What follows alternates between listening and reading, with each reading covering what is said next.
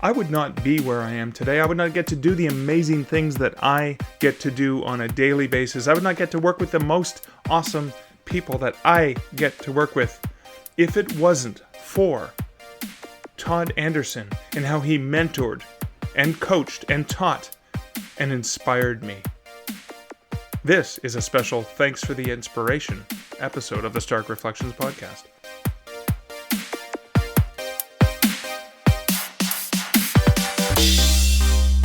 Welcome to the Stark Reflections on Writing and Publishing podcast.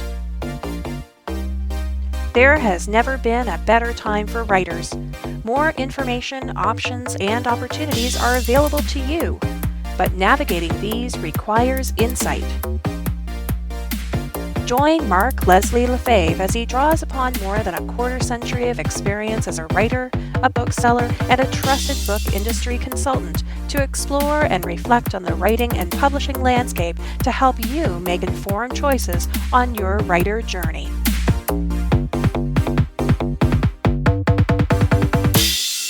Hello, Reflectives, and welcome to episode 131 of the Stark Reflections on Writing and Publishing podcast. This is your host, Mark Leslie Lefebvre.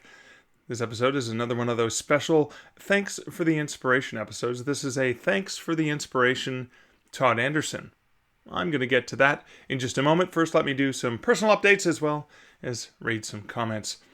Recently been busy, heads down, working on several writing-related projects. Also on Wednesday, the 22nd, I had the honor of doing an online class with Jane Friedman from the Hot Sheet. And Jane had me talking about short fiction and how writers could use short fiction to make money, as well as engage with their audience. And that, of course, was thanks to the collaboration with Maddie Dalrymple, because we covered that in our book, Taking the Short Tack. And, of course, that was based on an episode from this podcast, which I believe I spoke about in length in the last episode.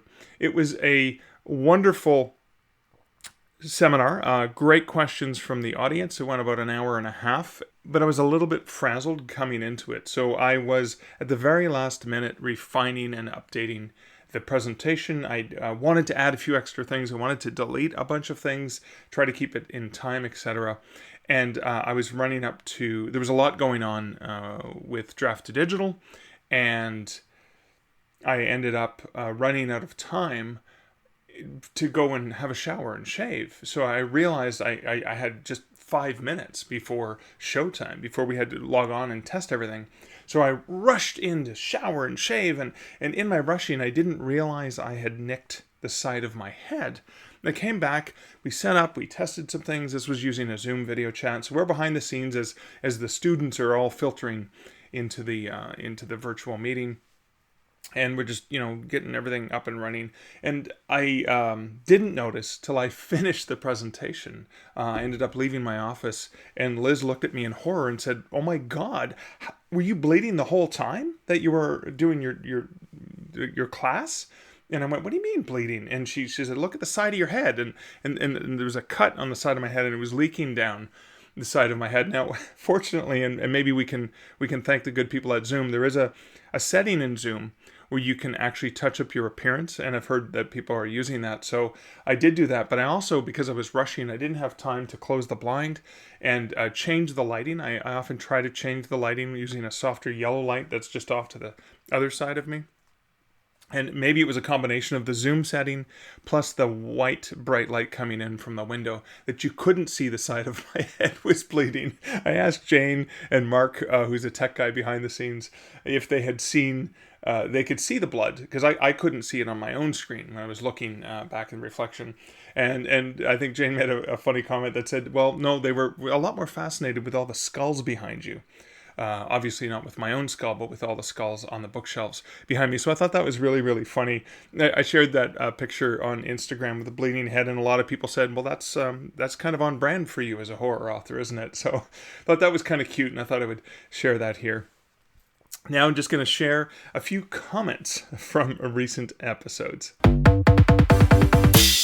For episode 130, Grace Under Pressure with Kevin J. Anderson, Chad Boyer says, "Great video with you and your wife, Mark. I liked it a lot. Gave me a hint of weird Al. Thanks for that, Chad. Yeah, that was the Stuck in the Middle with You video that Liz and I did. Not wife yet. So Liz and I are engaged to be married, and we had planned on getting married this coming July 2020, but it's looking like we may have to put off the wedding. We were going to do something virtual because, video and all that stuff, but this is fun. We want to actually have a party with friends and beer and all that stuff. So we're probably just going to put that wedding off. We can still love each other in the meantime. But glad you got a laugh out of that video, Chad. Chad also says, yet another great interview. Kevin is one of the superstars in the author business. You don't hear his name with James Patterson and level recognition, but pretty much anyone who is a nerd and read Star Wars books or the expanded Dune books knows his name and likes his work. His proliferation is easily understandable from his dictating. He has done it for so long that I am betting his first drafts are like my 15th drafts, if I ever get that far in my book. I feel that given practice, anything will get quicker when it comes to drafting. I also feel like you can still learn something from his path, even though he is a superstar. Chad goes on to say, also best name for a book ever, How to Be a Dictator. It is good that he put the recorder on the cover, otherwise the CIA would be talking to him, probably to get tips on how to be a dictator. That's hilarious. Well, thanks for that. Yeah, I agree with you, Chad. Kevin is a superstar. I suffer from comparisonitis if I think about my output or my success and not having been a New York Times bestseller. But I think there can be inspiration and learning from someone like Kevin who is so willing to share. And again, he's been dictating for a long, long time. And I have tried dictation. I'm not that good at it, but I haven't really dedicated to it the way I've dedicated to learning how to type. I was a 2-finger typer when I first started, when I was 14 years old, and eventually got better at it. Just like you can get better at dictating, just like you can get better at your own writing. And yeah, I think that is hilarious with that title. And just a reminder, leaving comments on this episode is a chance to get a copy of that book, to win a copy of that book, or one of the other books that Kevin is recently available. And you can go back and listen to episode 130 to find out more about how you can win. And you have till the May 1st, 2020 to leave a comment on that episode for a chance to win. Now also on episode 130, Maddie Dalrymple said, timely episode that covers the gamut from dealing with grief through humor, love the video, to dealing with grief through art. Thank you, Mark. Maddie also says a goal that I had always thought would be years in the offing, but that I'm seizing the opportunity to pursue now, is narrating an audiobook. And that is so awesome, Maddie. I have actually listened to a few samples of the audiobook you're working on, and I'm thrilled to know that the audiobook for Taking the Short Tack is something that you are working on. We initially discussed me doing it, but my time kind of got a little bit crunched, and I'm ecstatic to see that you're doing it. And that actually leads to the next segment, which is a message from this episode's sponsor. This episode is sponsored by Findaway Voices. If you are considering narrating your own audiobook or you are looking for a narrator, look no further than Findaway Voices. Findaway Voices is a platform that not only helps you find a professional narrator should you need one, or to upload your own professionally produced audiobook. You can set the price and you can determine which of any or all of the 43 plus retail and library systems that you send that audiobook to. There are also features to do promotions in conjunction with Chirp, which is through BookBub. The good folks at BookBub have an audio promotions feature, and many more opportunities that Findaway is always allowing authors to get into. I am, for example, right now in a Nook audiobook promo, and I'm excited to have gotten there through the good folks at Findaway Voices, and I'm hoping that this helps me get more visibility and discoverability through Barnes & Noble, Nook, through audiobooks, as well as for my ebooks. Those are just some of the things you can do through Findaway Voices as an author interested in audiobooks, and you can check out more about Findaway Voices and how you can leverage their great tools over at starkreflections.ca/Findaway. Well, that's it for the introductory matter to this episode. Let's get right into the main content, which is thanks for the inspiration, Todd Anderson. Thanks for the inspiration, Todd Anderson. But who is Todd Anderson? Todd Anderson was the director of the University of Alberta bookstore in Edmonton when I met him. Todd Anderson is an amazing and inspiring man. I am honored and privileged to be able to call Todd Anderson a friend, as well as a colleague that I have looked up to, respected, and admired for years, and someone who I continue to look up to and respect and admire, which is why I want to say thank you. Todd was the catalyst for a significant turning point for me in my career. Back in 2007, he did something remarkable, but before that happened, I want to get to how I got to know him. Now, I left a role working at Chapter's Indigo head office in Toronto, Ontario in August of 2006, and I went to go join the bookstore at McMaster University, which back then was called Title's Bookstore. Title's Bookstore had been celebrating 75 years at McMaster in the year that I joined the team. And prior to the Chapter's big box store opening up in Ancaster, which was a subdivision or a city attached to the greater city of Hamilton, Ontario, I opened up that Chapters with two other managers in 1997. So prior to that, Title's Bookstore was the largest trade bookstore in Hamilton, Ontario, with more than 40,000 titles in stock. It was a huge bookstore. Now, by comparison, Chapter stores typically stocked about 100,000 different titles. So this would be very similar to a Barnes & Noble if you're in the US, or a W.H. Smith with a large format location if you are in the UK. And the average mall-sized bookstore here in Canada, Kohl's bookstore, independent bookstores, etc., they would stock anywhere from 5,000 to 10,000, maybe sometimes upwards of 15,000 titles, depending on the size of the location. Now, I joined the team at the McMaster University bookstore in August of 2006. And August was one of the craziest times to go work at a university bookstore because I'd been in the industry since 1992 and I had to relearn everything I had learned about bookselling. And that was a huge challenge because I thought I understood bookselling, but I didn't understand this particular aspect of bookselling. You see, in regular bookselling, as in most retail, it's mid-November to the end of December. That is the crazy time. It's the time when it is just nuts and there's a lot going on. But for the universities and their bookstores, it's mid-August to at least mid-September. That's called simply the rush by people in the industry because it's a crazy time. I remember the rush to get textbooks and other school supplies being on par with what I imagined it might be like to work retail during the Cabbage Patch Doll craziness from years earlier prior to me being in retail. But having seen the pictures in the newspapers and on the news about that, that's what it kind of felt like. It was just this mad rush, which is, I suppose, why they call it that, to get the textbooks. There were skids, boxes, 12 to 15-hour days working the floor, unpacking skids of textbooks. I would stand in front of a massive pile of textbooks with a box cutter in my hand, and I would be cutting the boxes open and taking the textbooks out and putting them onto a pile.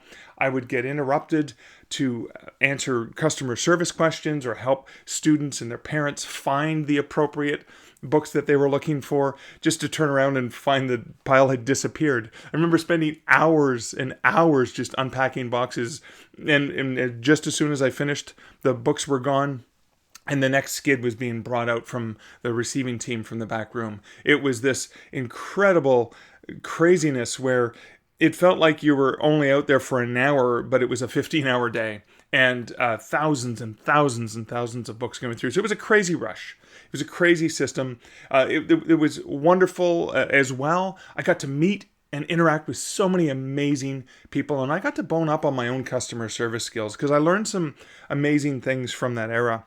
And we had some training with the university group that we worked with, and it was the fish theory of customer service, and it was from the Pike Place in Seattle. I'll leave a link to that in the show notes at starkreflections.ca. But the idea was something as simple as this. I would be standing in front of a sign that said, Psychology 101, first year psychology textbooks. And it was very obvious that these were the first year psychology textbooks because all the signs and everything was pointing to it in a big giant pile. And then you would get somebody, and you would get this about 600 times a day, someone would say, where are the psychology first year textbooks? And you have a responsibility in the way that you react, because you may have heard that question thousands of times, but the person asking the question honestly doesn't know. They're confused, they're scared, this is a new environment to them, and they honestly do not know the answer to the question they're asking. So you can be a smartass and give them a smartass response, or you can give them a genuine answer without rolling your eyes and stating the obvious or whatever. Now, I would sometimes, because I'm a little bit silly in my nature, I would sometimes joke and stand in front of the pile and try to hide the textbooks and say, no, they're all mine, you can't have any, or whatever, just to lighten the mood, break the ice, make them feel fine about it. I would say, these are not the textbooks you're looking for, or whatever funny thing that I could do to help them feel a little bit more comfortable. And also, it also helped me, instead of oh, it's right over there, I've answered this question a bazillion times, instead of being that annoying jerk, I was trying to be the annoying dad joke guy and at least give them a bit of a laugh. And it helped make my day a lot better. Hopefully it brought some smiles to some other people. But that was the kind of thing. And I picked up on stuff like that from people like Todd Anderson and the amazing training that we did with the University Book Group that we worked with. Now, I got to work with so many great people at McMaster University. I got to meet with people at the university itself, outside of the bookstore, who were amazing. And I'm still lucky to be connected to so many of them today.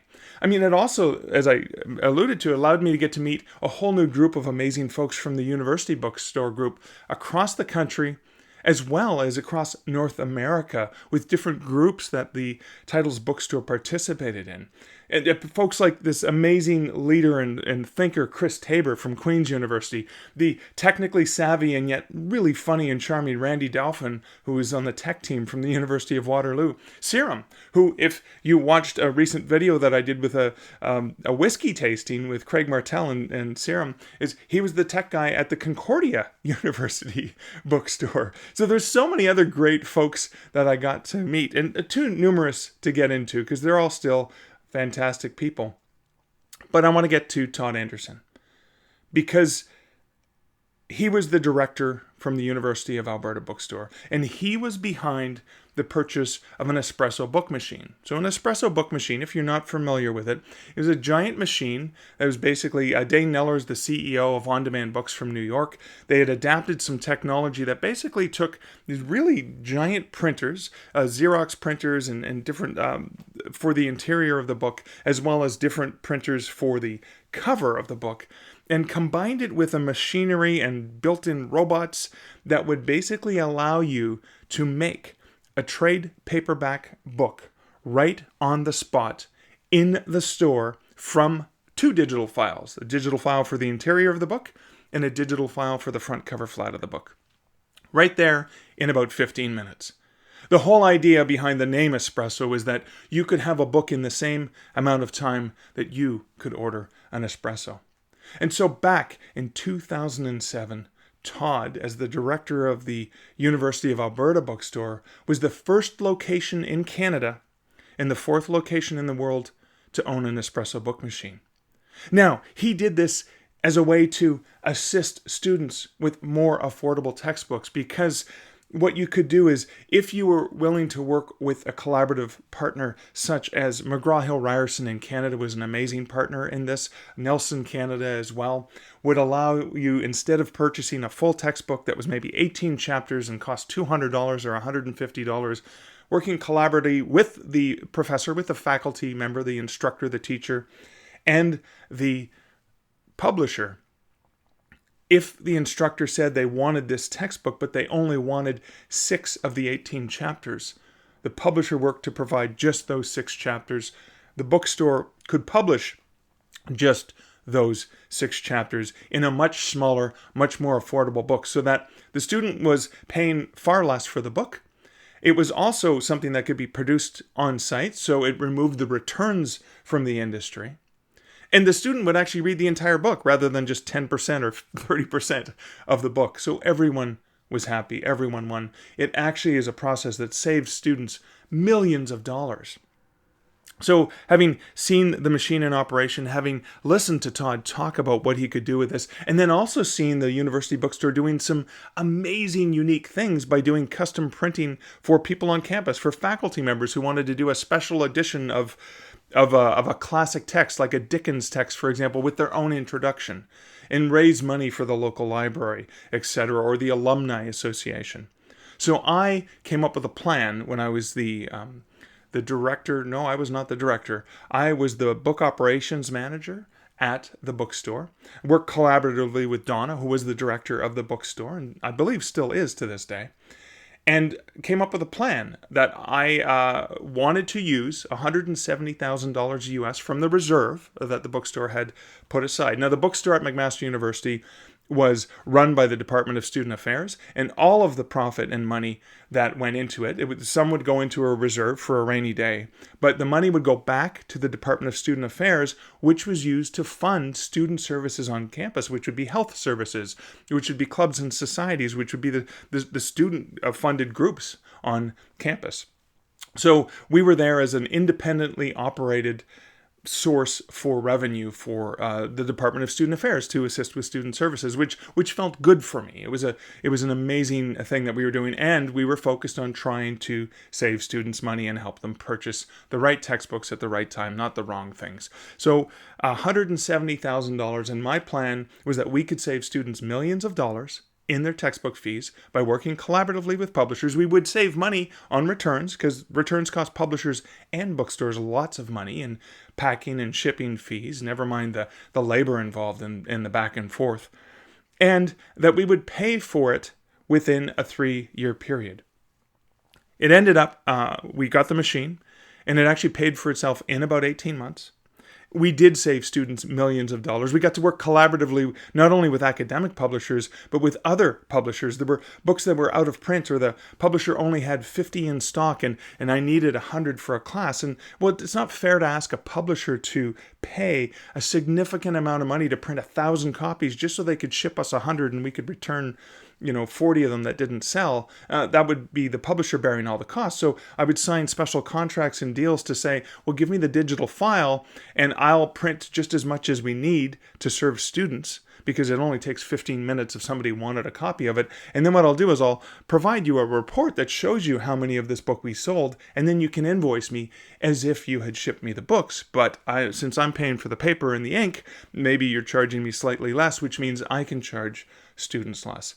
It was a phenomenal experience, all inspired by the genius and foresight and forward-looking publishing acumen of someone like Todd Anderson. And that was a significant turning point and change in my life. Todd also introduced me to great folks from Alberta, like Jerome Martin of Spotted Cow Press, who's running a small press that was very adept in doing really ingenious, forward-thinking technological things. Kieran LeBlanc, who's the executive director of the Book Publishers Association of Alberta. And I got to collaborate with Todd and them on some amazing projects, looking forward at how we could improve the book industry. I got to know the amazing folks from On Demand Books in New York, amazing folks from Xerox who were partnered with them at the time, and get to go and do talks with BookNet Canada and other places about what we were doing. Because again, I was following Todd's lead, and then I was kind of taking charge locally. At McMaster University Bookstore was the second location in Canada and the 9th in the world to have an espresso book machine. Soon after, the University of Waterloo Bookstore got one. We did some collaborative publishing. I produced the anthology Campus Chills from that. I basically got Donna, the director of the McMaster University Bookstore, to agree to provide me $2,000. May Yan, who is the director of the University of Waterloo Bookstore, gave me $2,000. And Todd Anderson from the University of Alberta Bookstore gave me $2,000. And so I had $6,000 and a budget to solicit original stories of fiction from writers I knew across Canada who could write horror stories. And we created an anthology called Campus Chills. I paid professional rates to all of these writers, including Kelly Armstrong, for example, who had a huge following. Everyone wrote original fiction. I paid them professional rates for the stories. What happened is, so the bookstores gave me the money, Stark Publishing, my personal imprint, and I was the editor. I was the one who selected it, and basically I paid them directly. That was partially so that the universities, though they own the rights to that, and they still own the non-exclusive rights to reprint and print on their espresso book machines as much as they want the book, I was able to be liable in case there was any issues with the content or whatever. So because it was a horror anthology, you didn't want the universities to be liable. So we put it on Stark Publishing. So I was the intermediary that also would provide the value. But then we were also able to use that for, I believe it was the wonderful people at University of Waterloo that came up with the cover design. And so there was a lot of collaboration going on in that. And that was a fantastic project. The reason we did this with those 3 bookstores is originally when the book was launched, it was launched simultaneously in 3 bookstores across the country with all 13 contributors. Now, there were contributors who were in Ottawa as well as in Halifax. So Steve Vernon was in Halifax at a campus bookstore that did not have an espresso book machine.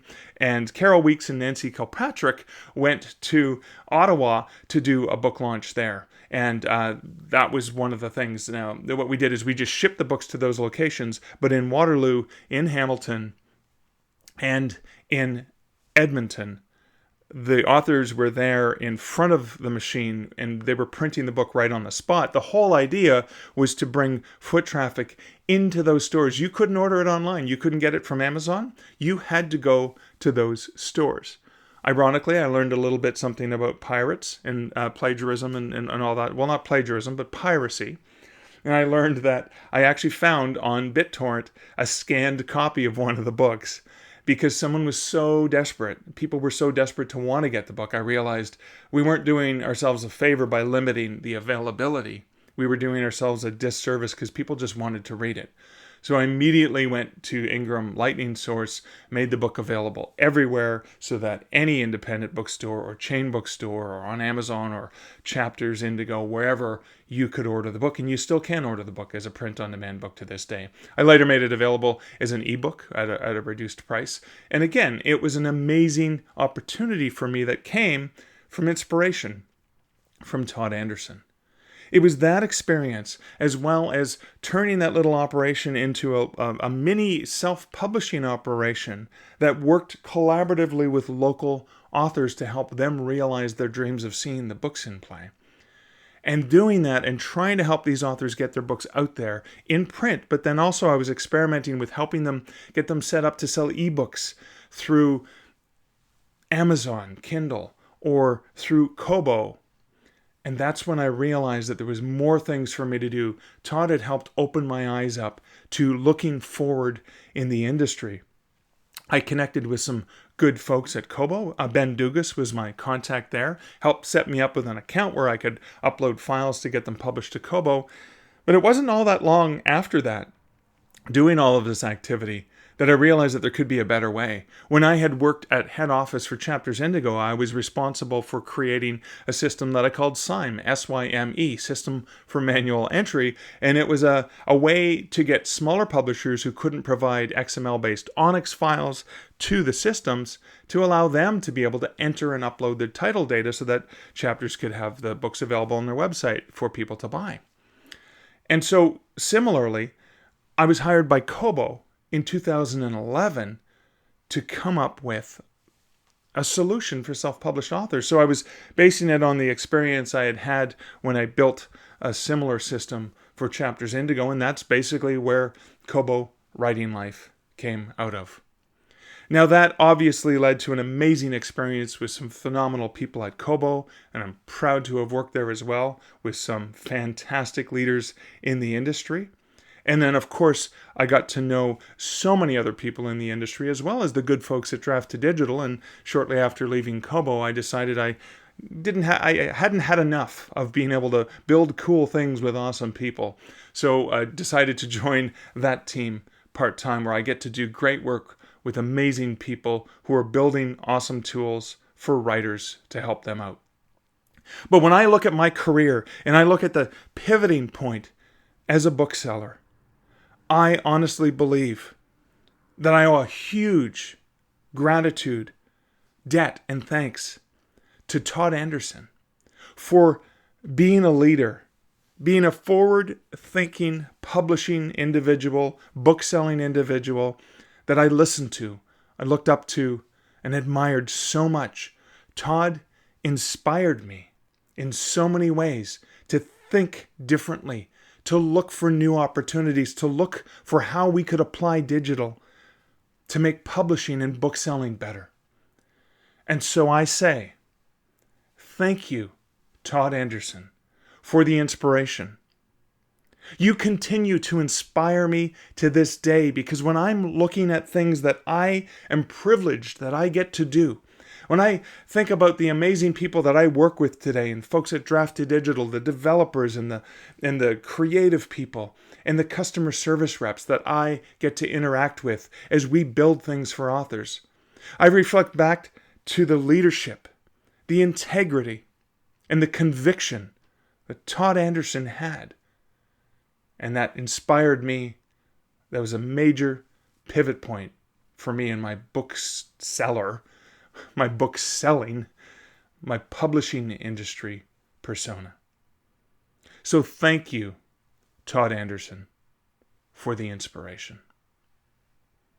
I doubt I would be anywhere near where I am in this industry today, honored and privileged to get to do the things that I get to do every day, if it weren't for your leadership, guidance, mentorship, and inspiration. Thanks for the Inspiration is a type of show that appears from time to time in the regular schedule of this podcast. As writers, we often absorb elements from the world, the places, and the people around us. We observe, we ask questions, we speculate, we listen, we watch, we feel, and we write so much of that down, which gets reintegrated like some sort of sausage creation into the stories and words and worlds that we share with our readers. Thanks for the Inspiration episodes are an attempt to acknowledge and say thanks to the people, places, and things that have helped either feed the muse or perhaps just to feed the very soul and makeup of the writer behind that writing. And I'm honored to have shared this episode of how Todd Anderson mentored me, inspired me, taught me so much about what I get to do today. Todd inspired me to take chances, to take risks. Todd inspired me to learn, to never stop learning, and to help encourage and inspire others. A lot of the reason why I'm comfortable speaking today is by looking at and watching and observing and learning from Todd and how he went on to inspire other people. I hope you found inspiration in this secondhand via Todd Anderson, and I hope you enjoy this podcast. If you do enjoy this podcast, one of the ways that you can thank me is you can share with someone that you think would find it valuable, inspirational, informative, entertaining, whatever, the right person. You can leave a review on the podcatcher of your choice. And as well, there are people who sponsor this show via patreon.com/starkreflections. And a huge shout out and thanks to my awesome patrons. Many of the gifts that I get to give away to you amazing listeners is through the generosity of the amazing folks who support this podcast for $1, $3, or $5 a month over at patreon.com/starkreflections. Well, that's it for this episode of the Stark Reflections podcast. Thank you so much for listening. This is Mark Leslie Lefebvre. Until next week and next episode, here's wishing you great writing and good Stark Reflections. Thank you for listening to the Stark Reflections podcast. You can find show notes for each episode at starkreflections.ca.